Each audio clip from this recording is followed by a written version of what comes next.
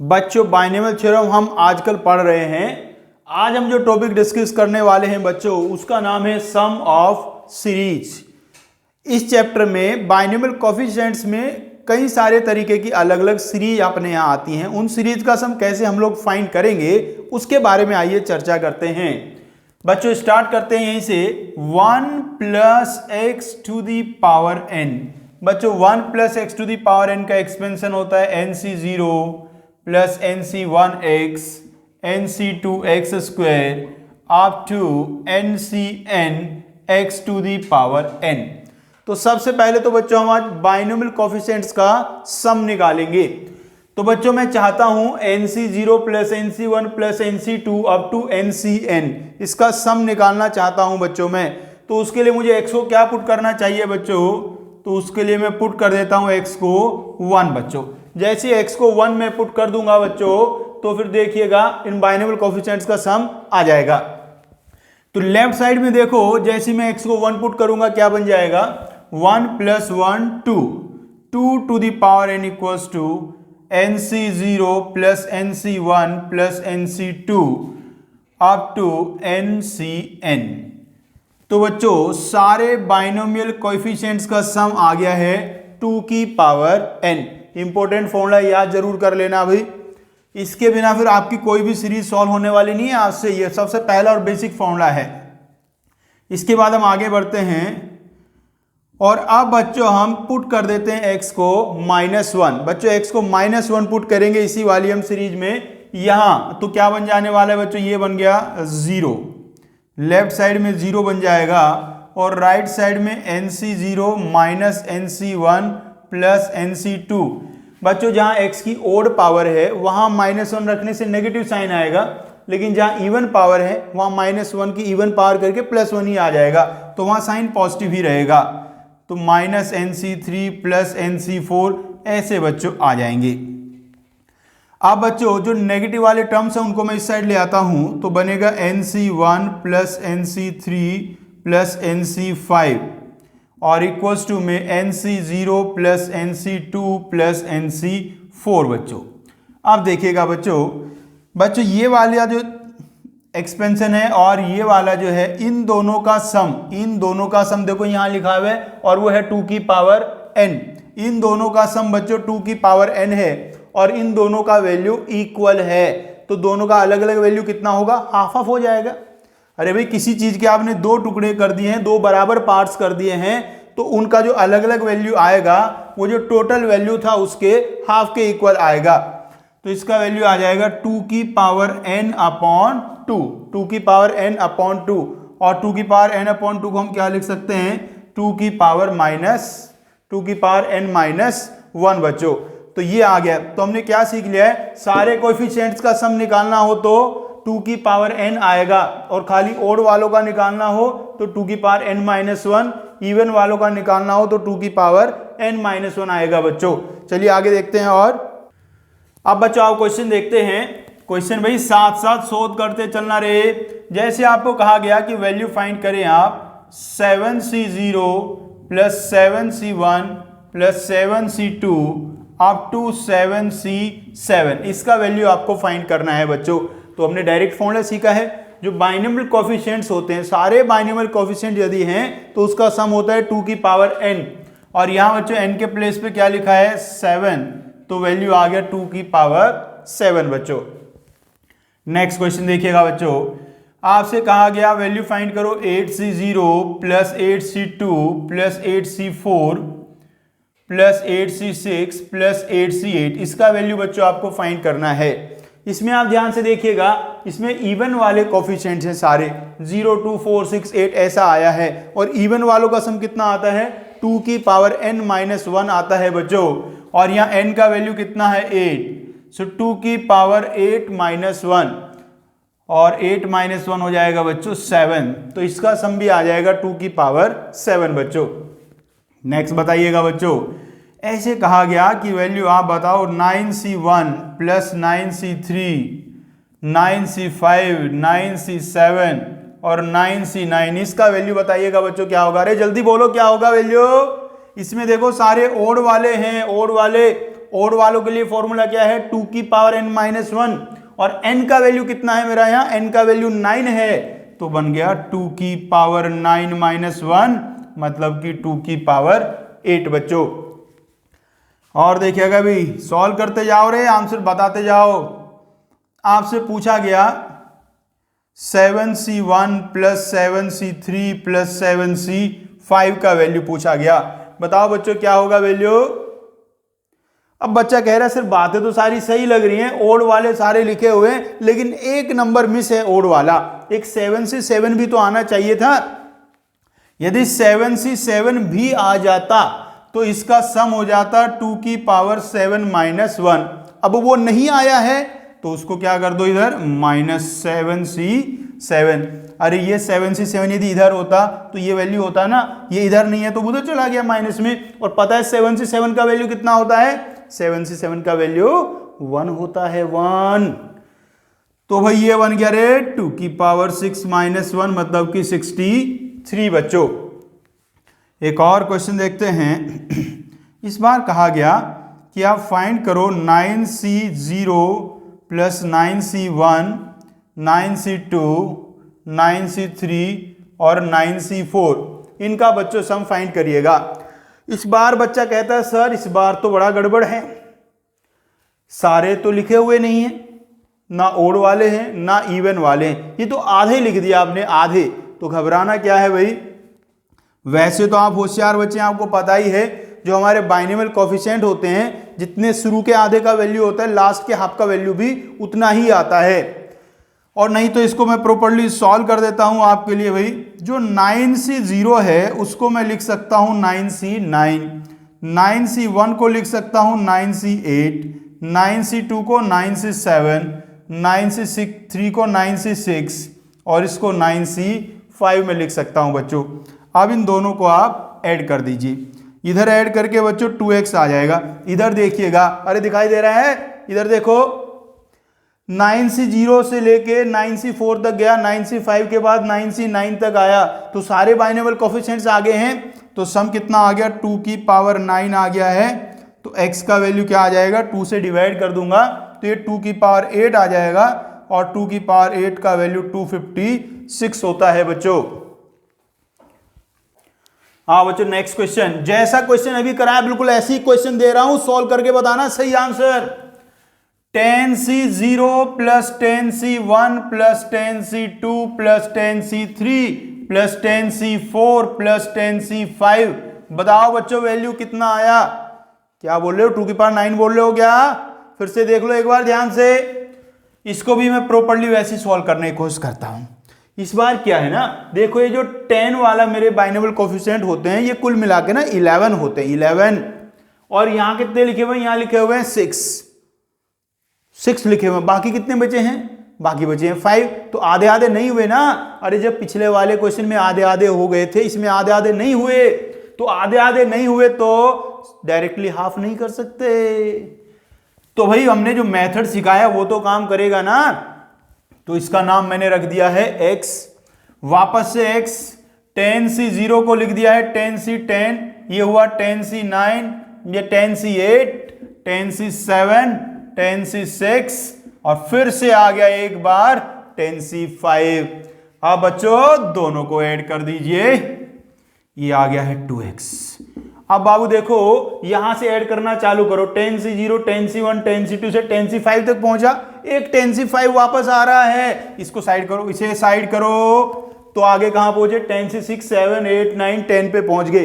तो 0 से लेके 10 तक सारे आगे, और इनका सम कितना हो जाएगा, 2 की पावर 10 हो जाएगा। बाकी कौन रहा, अरे 10c5 रहा भाई, दो 10c5 आगे थे ना, तो एक 10c5 तो बचेगा ना, तो प्लस में आ गया 10c5। अब ना 2 से डिवाइड कर दो बच्चों, 2 से डिवाइड करूंगा 2 की पावर 10 को तो 2 की पावर 9 आ जाएगा, और ये 10c5 का हाफ हो जाएगा। याद कराया 10c5 का वैल्यू, कितनी बार समझाया, याद कर लो वैल्यूज ये। 10c5 का वैल्यू होता है 252 बच्चों, कैलकुलेट तो कर लोगे भाई। चलो तो याद रखना, हमेशा ऐसी हाफ नहीं कर देना, इवन वालों में एक बच जाता है इधर टर्म, और ओड वालों में सीधा बन जाता है हाफ वाला केस भाई। चलिए और देखते हैं क्वेश्चन। आइए बच्चों नेक्स्ट क्वेश्चन देखिएगा। ये देखो एक एक्सप्रेशन आपको गिवन है और इसका सम कहा है कि 2/45 है। तो n का वैल्यू बच्चों आपको फाइंड करना है। बेहद ही आसान सा क्वेश्चन है भाई। इसको मैं यदि ध्यान से देख रहा हूं सबको, मुझे ऐसा लग रहा है, देखो इसका और इसका सम n आ रहा है, इसका सम n आ रहा है, सब में सम n आ रहा है। यदि मैं इसके ऊपर n फैक्टोरियल लिख देता तो ये NCR वाले फॉर्मूले में कन्वर्ट हो जाता। तो मैं क्या कर दे रहा हूं रे बच्चों, n फैक्टोरियल से मल्टीप्लाई डिवाइड कर दे रहा हूं। n फैक्टोरियल से मल्टीप्लाई डिवाइड कर दिया बच्चों मैंने। और मेरे होशियार बच्चों, अब आपको साफ साफ दिखाई देने लगा होगा कि भाई अब क्या होने वाला है।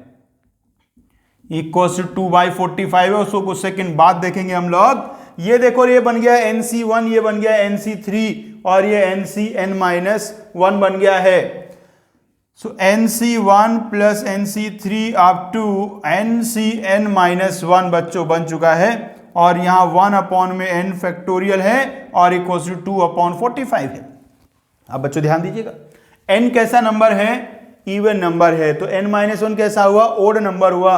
तो ये ओड वाले कोएफिशिएंट लिखे हैं सारे, और ओड वालों का सम कितना, 2 की power n-1 upon n factorial equals to 2/45 आ गया है बच्चों। अब यहां से आपको देख के बताना है बच्चों n का वैल्यू क्या होगा। यहां से देख के बताना है बच्चों n का वैल्यू क्या होगा। अब कैसे बताएंगे भाई, n फैक्टोरियल और ऊपर है 2 की पावर n-1। अब कोई फैक्टोरियल 45 तो होता नहीं है और 45 कोई फैक्टोरियल होता नहीं, तो इसमें क्या आपको कुछ करना पड़ेगा एडजस्टमेंट। या तो एक सिंपल तरीका n का, इसमें आप वैल्यू रख के आप देख सकते हैं कौन सा वैल्यू काम करेगा। अब देखो ऊपर कुछ 2 की पावर है और नीचे n फैक्टोरियल है। तो यदि मैं कुछ n फैक्टोरियल के वैल्यू यहां देखूं, n फैक्टोरियल देखो छोटा थोड़ा सा तो बड़ा होगा ही फैक्टोरियल ना। जैसे आप 6 से चालू करें, 6 भाई 5 फैक्टोरियल तो 120 होता है, 120 में तो ऐसा बन नहीं पाएगा। 6 फैक्टोरियल की बात करता हूं, 6 फैक्टोरियल का वैल्यू 720 होता है। तो यहां आ गया 720, और जब मैं n को 6 रख रहा हूंगा तो ऊपर कितना बन जाएगा, 2 की पावर 5। तो ये बन जाएगा 32/720।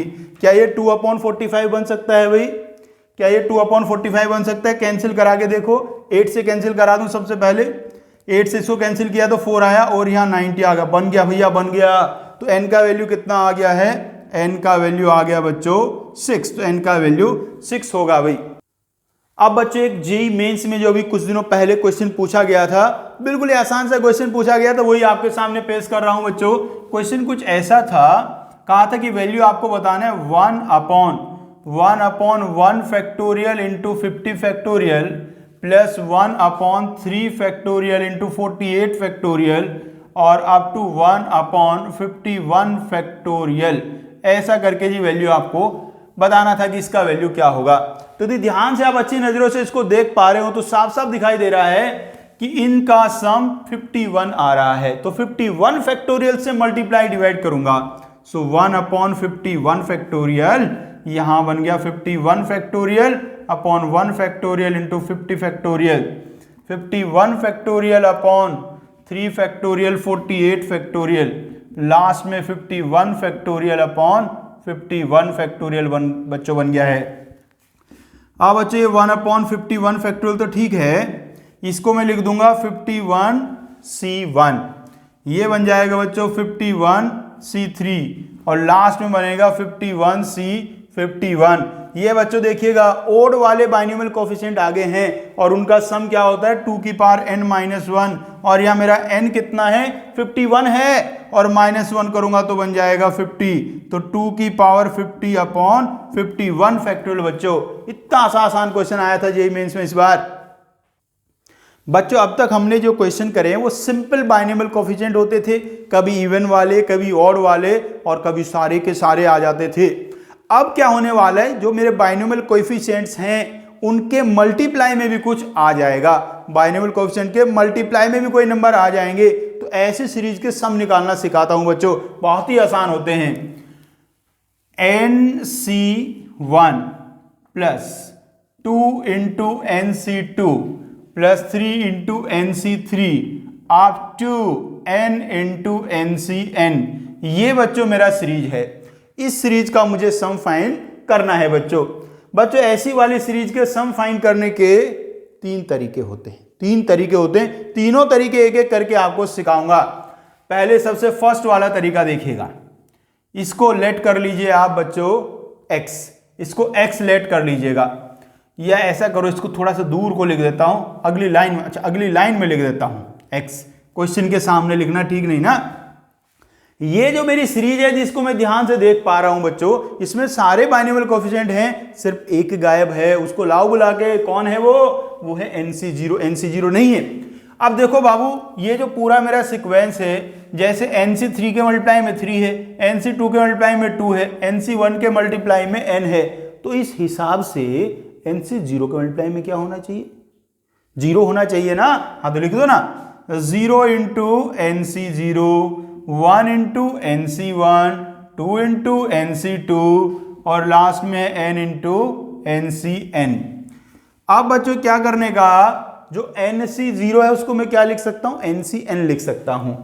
तो NC0 को लिख दीजिएगा आप NCn, NC1 को NCn-1 और ऐसे ये NCn-2 और लास्ट में जो है ये बन जाएगा मेरा n इंटू NC0 बन जाएगा। बच्चों यदि इससे नेक्स्ट वाला टर्म आप पता करें तो क्या आएगा, n-1 NC1 बच्चों आएगा। अब आपको क्या करना है, अब इन दोनों इक्वेशंस को हमें ऐड कर देना है। देखिएगा ध्यान से, यहां NC0 0 टाइम्स है और वहां NC0 n टाइम्स है, दोनों को प्लस करूंगा तो क्या बन जाएगा, n टाइम्स NC0। और ध्यान दीजिएगा यहां NC1 1 है और यहाँ NC1 के मल्टीप्लाई में n-1 है, दोनों को प्लस कर दिया तो अरे 1 को n-1 में प्लस कर दिया, अरे भाई इतना भी नहीं पता है, 1 में n-1 प्लस कर दिया, कितना होएगा, n ना हो जाएगा, 1 से 1 कट जाएगा, तो NC1 भी कितने टाइम्स आ जाएगा, n टाइम्स आ जाएगा। सिमिलरली NC2 भी n टाइम्स आ जाएगा। अरे बच्चों ध्यान से देखो, जब मैं इधर से उधर जा रहा हूं तो ये वैल्यू बढ़ रहा है ना, 0 1 2 3 एक एक करके वैल्यू बढ़ रहा है, और जब उधर से इधर आ रहा हूं तो एक एक करके कम हो रहा है। तो जब मैं इसको और इसको ऐसे प्लस करूंगा तो सम तो सेम ही आएगा ना। तो सारे टर्म्स कितने टाइम्स आ जाएंगे, n टाइम्स आ जाएंगे। तो उस n को मैं ले लूंगा बच्चों कॉमन, तो अंदर क्या बचेगा, NC0 NC1 NC2 से लेके NCn बच्चों। अब बच्चों ये जो ब्रैकेट के अंदर लिखा है ये सारे बाइनोमियल कोएफिशिएंट्स का सम है, तो इसलिए उसका वैल्यू क्या होगा, 2 की पावर n होगा। तो इसको लिख दो n इंटू 2 की पावर n बच्चों। अब बच्चों आप 2 से डिवाइड कर देंगे तो x का वैल्यू आ जाएगा n इंटू, यहाँ 2 की पावर n है, 2 से डिवाइड कर दूंगा तो 2 की पावर हो जाएगी n-1 बच्चों। ये आ गया बच्चों मेरा आंसर, n इंटू 2 की पावर n-1। तो बच्चों मैंने ये एक मेथड आपको सिखा दिया है, एक डायरेक्ट भी बताऊंगा, इसे डायरेक्ट ऐसे लिख सकते हैं, लेकिन पहले बाकी दो तरीके तो सिखा दूं। यदि शुरू में ही डायरेक्ट वाला बता दूंगा फिर बाकी तरीके सुनने में कहां मन लगेगा आपका। तो अब दूसरा तरीका आपको सिखाने जा रहा हूं जी, सेकंड मेथड। सेकंड मेथड भी बहुत ही ज्यादा आसान है बच्चों, उसके लिए एक फॉर्मूले की जरूरत पड़ती है जो आपको मैं बता चुका हूं पहले भी, एक बार यहां फिर लिख देता हूं। NCR को हम लिख सकते हैं n-1, अरे ये गलत लिखवा दिया, NCR को लिखते हैं n/r इंटू n-1CR-1। ये बड़ा ही काम का फॉर्मूला है बाबू, इसको जरूर याद कर लीजिएगा। अच्छा ऐसे कह रहे हो प्रूव करके दिखाओ कैसे आया, हाँ यार दिखा देता हूं। तो भाई देखो NCR है, NCR का फॉर्मूला क्या है, n factorial r factorial n-r factorial. आप क्या करो मेरे बच्चों, जो n फैक्टोरियल है उसको लिख दो n इंटू n-1 फैक्टोरियल, जो r फैक्टोरियल है उसको लिख दो r इंटू r-1 फैक्टोरियल, और जो n-r है उसको ऐसे ही रहने दो। आप देखो जी n/r को छोड़ो बाहर, ऊपर कितना है n-1, नीचे कितना है n-r मतलब r-1, और ये जो n-r है इससे इसको माइनस करके ही तो आया है, तो इसको मैं ऐसे लिख सकता हूँ ना n-1CR-1। सही है भी। अब देखो इसका वैल्यू यही तो होता है n-1 factorial upon r-1 factorial, और इससे इसको माइनस करूंगा तो n-r ही बनेगा। तो देखो वो वाले फॉर्मूले का प्रूफ भी बता दिया मैंने। अब इस फॉर्मूले का यूज करके ही मैं इसको सॉल्व करूंगा। बच्चों क्या करना है, ये जो मेरा सीरीज लिखा हुआ है ना, पहले इसको सिग्मा के फॉर्म में लिख देता हूं, समेशन के फॉर्म में लिख देता हूं। सिग्मा, पहले देखते हैं जो चीज चेंज नहीं हो रही है उसको लिखना है। देखो जो ऊपर वाला n है वो कहीं चेंज नहीं हो रहा, तो उस n को बिल्कुल एज इट इज लिख दो c। नीचे वाला वैल्यू चेंज हो रहा है, जो चेंज हो रहा है उसको हम लिखते हैं r। अब देखो जी, जैसे यहाँ NC2 था तो इसके मल्टीप्लाई में 2 था, NC3 था तो मल्टीप्लाई में 3 था, यहाँ NCR है तो उसके मल्टीप्लाई में क्या आएगा, उसके मल्टीप्लाई में आएगा R। और R का वैल्यू कहाँ से स्टार्ट हुआ बच्चों, 1 से और n तक। ये समेशन के फॉर्म में मैंने इसको लिख दिया है। अब बाबू क्या करेंगे, ये वाला फॉर्मूला यूज करेंगे, तो ये बन जाएगा sigma R into n upon R n-1 C R-1। और बच्चों R का वैल्यू 1 से n है, ये वाला R से ये वाला R कैंसिल हो जाएगा। अब बच्चों जो n है ये तो कांस्टेंट है, अरे सिग्मा की जो लिमिट है वो तो R के लिए है ना, R वेरी हो रहा है तो n तो कांस्टेंट है, तो n को मैं सिग्मा के बाहर निकाल देता हूं, तो यहां बन गया है sigma R equals to 1 to n n-1 C R-1। बच्चों ये वाला जो वैल्यू है ये बाइनोमियल कोफिशिएंट्स का सम है। जैसे देखो R को 1 पुट करूंगा n-1 C0, फिर 2 पुट करूंगा n-1 C1 और n पुट करूंगा n-1 C n-1। एक बार लिख के भी दिखा देता हूं, ये ऐसा बनने वाला है n-1 C0 n-1 C1 से लेके n-1 C n-1। आ गए ना सारे बाइनोमियल कोफिशिएंट। तो इसका सम कितना हो जाएगा, बस ऊपर देख लो कितना लिखा है, 2 की पावर n होता है ना फॉर्मूला, इसमें n की जगह n-1 लिखा है, तो ये आ गया n इंटू 2 की पावर n-1। बच्चों आ गया ना वही आंसर जो पहले आया था। तो ये है बच्चों सेकंड मेथड इसको सॉल्व करने का। तीसरा भी पूछोगे क्या, तीसरा पूछोगे, तीसरा भी बताऊंगा भाई। तीसरा बच्चों जो मेथड है वो डिफरेंशिएशन का यूज करके है, उसके लिए हम करते हैं डिफरेंशिएशन। तो आइए उसको भी मैं सिखा देता हूं, उससे कैसे करेंगे। भाई डिफरेंशिएशन तो आता है ना, हाँ बहुत तगड़े वाला नहीं चाहिए यार, सही मुझे नहीं चाहिए बहुत तगड़े वाला, बस इतना सा डिफरेंशिएशन चाहिए कि x की पावर n का डिफरेंशिएशन n इंटू एक्स की पावर n-1 होता है। ये तो याद ही होगा यार, बस इसी की जरूरत पड़ेगी।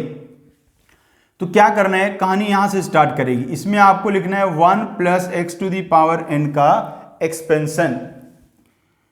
ये एक्सपेंशन होता है बच्चों nc0 nc1x nc2x square up to ncn x to the power n, ऐसा बच्चों एक्सपेंशन होता है। अभी क्या करना है इसको, अब इसको ना डिफरेंशिएट कर देना है। अब ये विचार कैसे आया, ध्यान से सुनो। यहां देखो nc2 है, nc2 के मल्टीप्लाई में कितना आ गया, 2 आ गया। ये वाली पावर आगे मल्टीप्लाई में आ गई है, ये वाली पावर यहां मल्टीप्लाई में आ गई है। और पावर आगे कब आती है, जब मैं करता हूं डिफरेंशिएट। इसलिए मुझे क्या करने का है, डिफरेंशिएट करना है। 1 प्लस एक्स की पावर n का differentiation n into 1 plus x की पावर n-1। nc0 तो बेचारा कांस्टेंट है, उसका डिफरेंशिएशन तो हो जाएगा बच्चों 0। nc1 का nc1, इसका हो जाएगा 2 इंटू nc2x, एक्स स्क्वायर का 2x हो गया। और लास्ट में बच्चों n इंटू ncn और x to the power n-1, ये बच्चों हो गया है। अब भाई क्या करेंगे आप देखिएगा, ये ऐसे वाला लाने के लिए, ये सब लाने के लिए मुझे x की जगह क्या रखना पड़ेगा बाबू, देखो 1 रखना पड़ेगा, साफ साफ दिखाई दे रहा है। 1 रख दो x को, तो यहाँ x को क्या पुट कर दो, x को पुट कर दो 1। x को 1 पुट करूंगा, ये बन गया n इंटू 2 की पावर n-1। और राइट साइड में वही बन जाएगा जिसका वैल्यू मुझे फाइंड करना था। तो आंसर आ गया देखो भाई n इंटू 2 की पावर n-1। ये था बच्चों तीसरा मेथड।